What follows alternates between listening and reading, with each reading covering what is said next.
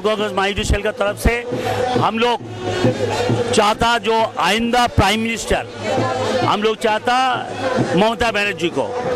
अभी नरेंद्र मोदी को रोकने के लिए किसी का ताकत नहीं है एक्सेप्ट ममता बनर्जी।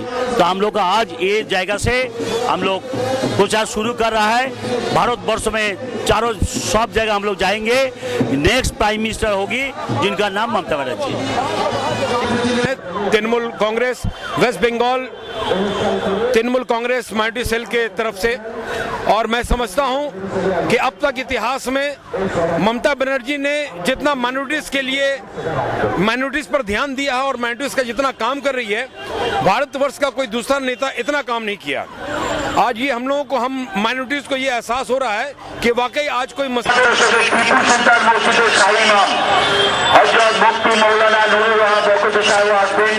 আমি আস্তে আস্তে লিখে দেব।